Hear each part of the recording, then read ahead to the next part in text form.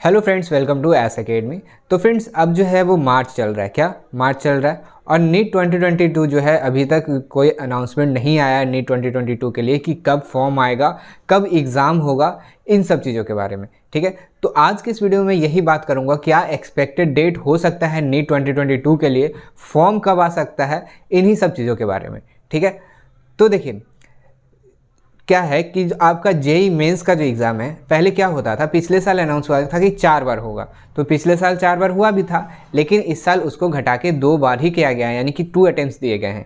और एक एग्ज़ाम जो है वो आपका अप्रैल लास्ट में, जो आपका अप्रैल लास्ट है उसमें होगा, एंड दूसरा जो है वो मई लास्ट में है। ठीक है, तो अप्रैल और लास्ट मई में है आपका जेई मेंस का एग्ज़ाम इस बार का। तो इसके अकॉर्डिंग देखें अगर, तो जो नीट 2020 का एक्सपेक्टेड डेट लग रहा है वो आपका जो है वो जुलाई फर्स्ट वीक या फिर जून लास्ट वीक जा सकता है। क्योंकि आप जब भी देखे होंगे कि जब भी जेई मेंस का एग्ज़ाम होता है उसके 1 या 1.5 महीने बाद ही नीट का एग्ज़ाम होता है। तो इतना तो आप कंफर्म मान लो कि फ़िलहाल अभी कोई भी नीट का एग्ज़ाम होने का चांसेस नहीं है। मई तक, मई लास्ट तक आपके कोई भी चांसेस नहीं है कि नीट का एग्ज़ाम होगा। और बोर्ड्स के एग्ज़ाम के अकॉर्डिंग भी आप देखोगे तो मई तक तो आपका एग्ज़ाम नहीं होने वाला है। ठीक है, मई के बाद ही एग्ज़ाम होगा। तो वो चांसेस है कि आपका जून लास्ट जाएगा या फिर जुलाई फर्स्ट वीक जाएगा। ठीक है, इससे ज़्यादा आगे नहीं जाने वाला है। अब बात आता है कि अगर जून लास्ट वीक में और जुलाई फर्स्ट वीक में आपका नीट 2022 का एग्ज़ाम होगा तो फॉर्म कब आएगा, फॉर्म का जो आपका एडमिट कार्ड होता है वो कब आएगा, इन सब चीज़ों के बारे में। तो बात करें फॉर्म का डेट, तो फॉर्म का एक्सपेक्टेड डेट जो हो सकता है वो मार्च लास्ट वीक हो सकता है। क्या मार्च के लास्ट में, यानी कि आपका देखोगे तो 27-28 के मार्च के आसपास आपका फॉर्म जो है वो आना चाहिए। क्योंकि देखिए आपको हमेशा जो है फॉर्म फिल करने का 1 मंथ दिया जाता है। अगर मार्च लास्ट में आता है तो मार्च लास्ट से लेकर अप्रैल लास्ट तक आपका फॉर्म फिल करने का समय हो जाएगा, और उसके बाद 15 दिन करेक्शन टाइम दिया जाएगा। क्या 15 दिन करेक्शन टाइम दिया जाता है? तो आपका मई मिड हो गया, मई मिड हो जाएगा। उसके बाद आपका एग्ज़ाम से 15 दिन पहले आपका एडमिट कार्ड आएगा। 15 दिन पहले एडमिट कार्ड आता है तो आपका कितना टाइम हो गया, वो हो गया आपका अगर जून मिड में आएगा, क्योंकि 1 महीना वो जो है वो टाइम गैप हो जाएगा 15 मई से लेकर 15 जून तक। तो वो टाइम गैप में जो भी है प्रोसेस जो है वो किया जाएगा करेक्शन का जो भी है, और करेक्शन का तो आपको 15 दिन पहले इधर ही हो गया, अप्रैल लास्ट से लेकर मई मिड तक। तो ये करेक्शन का टाइम हो जाएगा, और उसके बाद क्या है, एक थोड़ा टाइम रहता है, उसके बाद आपका एडमिट कार्ड आता है। तो ये जो टाइम फ्रेम है ये बिल्कुल सही बैठ रहा है आपका जून लास्ट के एग्ज़ाम में होने के लिए। और जो एग्ज़ाम का ज़्यादा चांसेस है वो जून लास्ट जाएगा और जुलाई फर्स्ट वीक जाने के चांसेस हैं। तो ये हो गया कि आपका एग्ज़ाम कब होगा, फॉर्म कब आएगा, इन सब चीज़ों के बारे में। तो आपको क्या ध्यान रखना है कि आपका एग्ज़ाम जो है वो ज़्यादा चांसेस है कि आपको जून लास्ट या फिर जुलाई फर्स्ट वीक में जाएगा। और वही बात करें कि फॉर्म कब आएगा, तो मार्च के लास्ट समय में, यानी कि 27-28 के आसपास में आपका जो नीट 2022 का फॉर्म जो है वो आने के चांसेस हैं। तो ये सब चीज़ों आपको ध्यान रखना है, और आपको अपना पढ़ाई अब उसी तरीके से कर देना है। आपके लिए तो अब एक गुड न्यूज़ भी आ गया है कि अब जो मेडिकल कॉलेजेस हैं, प्राइवेट मेडिकल कॉलेजेस हैं, उसमें 50% सीट्स जो हैं वो गवर्नमेंट के फ़ी के अकॉर्डिंग रेगुलेट होंगे। यानी कि जो आपका फ़ी गवर्नमेंट मेडिकल कॉलेज में रहता है उसी के अकॉर्डिंग में आपका प्राइवेट कॉलेज के 50% सीट्स पे जो है फ़ी रहेगा। तो आपके लिए और भी अच्छा है, अब सीट्स क्या है और भी बढ़ जाएंगे, इंक्रीज़ हो जाएंगे काफ़ी नंबर्स में। क्योंकि अगर 50% पे वैसे होता है तो 50% सीट जो है वो और बढ़ जाएंगे जितना प्राइवेट में सीट है। क्योंकि आप जानते हो ज़्यादा प्राइवेट कॉलेजेस ही हैं हमारे इंडिया में, तो ज़्यादा प्राइवेट कॉलेज हैं तो जो नंबर ऑफ़ सीट्स है वो काफ़ी ज़्यादा इंक्रीज़ कर जाएगा। तो आप अच्छे से पढ़ाई करोगे तो आप डेफिनेटली एक अच्छा मार्क्स स्कोर करके आप एक कॉलेज जो है वो ले सकते हो। ठीक है, वो भी सही तरीके से। ठीक है, तो ये चीज़ आप ध्यान रखोगे कि आपका एग्ज़ाम जो है वो आप टारगेट लेके चलोगे कि जून लास्ट में हो ही जाएगा।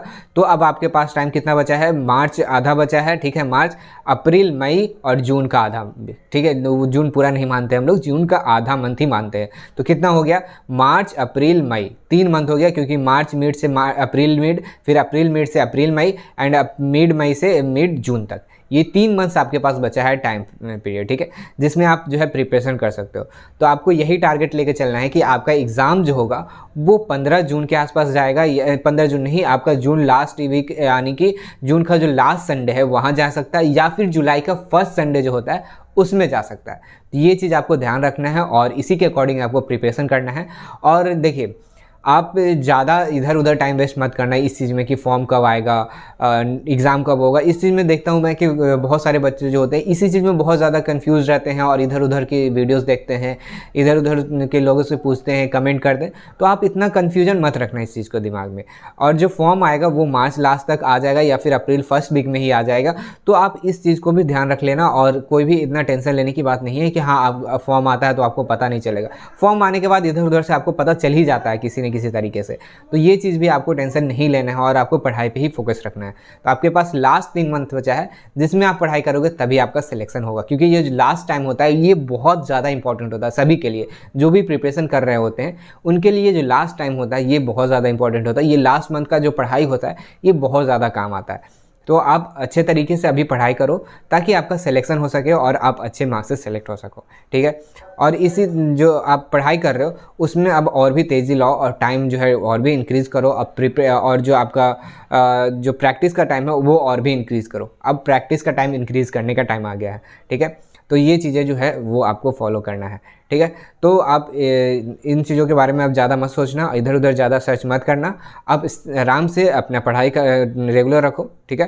तो बस यही था इस वीडियो में कि आपका एग्ज़ाम कब होगा, फॉर्म कब आएगा, इन सब चीज़ों के बारे में। तो एग्ज़ाम कब होगा आपका जून के लास्ट में या फिर जुलाई के फर्स्ट वीक में आपका जो है एग्ज़ाम होगा और ये जो फॉर्म है वो मार्च लास्ट में आने के चांसेज हैं। तो बस इस वीडियो में यही मुझे बताना था। आई होप आपको सारी चीज़ें समझ में आ गए होंगे और अब आपको कोई भी कन्फ्यूज़न नहीं रहा होगा कि नीट का जो नीट 2022 का एग्ज़ाम जो है वो कब हो सकता है और इसके क्या चांसेज हैं होने के, ठीक है।